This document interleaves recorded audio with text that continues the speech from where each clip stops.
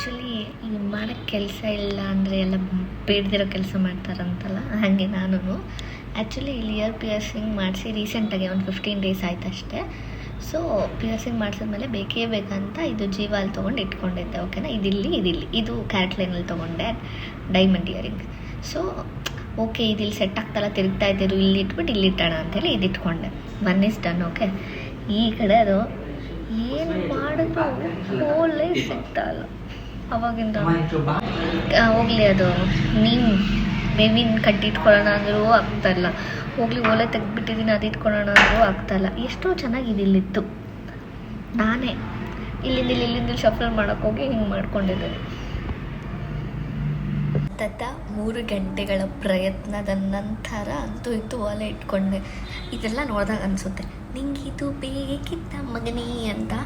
ಇದು ಚುಟ್ಸಿರೋದೇ ತಪ್ಪು. First of all ಅವ್ರು ಇಟ್ಟಿರೋ ಒಲೆ ಫುಲ್ ಕ್ಯೂರ್ ಆದಮೇಲೆ ತೆಗಿಬೇಕಿತ್ತು. ನಮಗೆ ಸ್ವಲ್ಪ ಆ ಥರ ಅರ್ಜೆಂಟ್ ಜಾಸ್ತಿ. ಇದೊಂದು ಇಯರಿಂಗ್ಸ್ ತೊಗೊಂಡ್ಬಿಟ್ಟೆ. ಪಾಯಿಂಟ್ 2, ಪಾಯಿಂಟ್ 3 ಇಲ್ಲಿಂದ ಇಲ್ಲಿ ಡಿಸೈನ್ ಮಾಡ್ಕೊತಾ ಇದ್ದೀನಿ, ಬಿಕಾಸ್ ಎಲ್ಲಿ ಚೆನ್ನಾಗಿ ಕಾಣುತ್ತೆ ಅಂತ. So moral of the story is patience is important guys. ಅಷ್ಟೇ, ಪೇಷನ್ಸಿಂದ ಇದು ಕ್ಯೂರ್ ಆದಾಗ ಇಟ್ಕೊಂಡಿದ್ರೆ ಎಲ್ಲ ನೆಟ್ಟಿರೋದು. ನೋಡಿ, ರೆಡ್ ಹೋಗ್ಬಿಟ್ಟಿದ್ದು ಕಿವಿ. ಬಟ್ ಸ್ಟಿಲ್ ನಮ್ಮ ಹುಡುಗಿರು ಗೊತ್ತಲ್ಲ, ನಮ್ಗೆ ನೋವಾದರೂ ಚೆಂದಾಗಿ ಕಾಣಬೇಕು ಅನ್ನೋ ಒಂದು ಕಾನ್ಸೆಪ್ಟಲ್ಲಿ ಇದು ಹೋಗ್ಬಿಡ್ತೀವಿ. Like others, like me. Comment your opinion.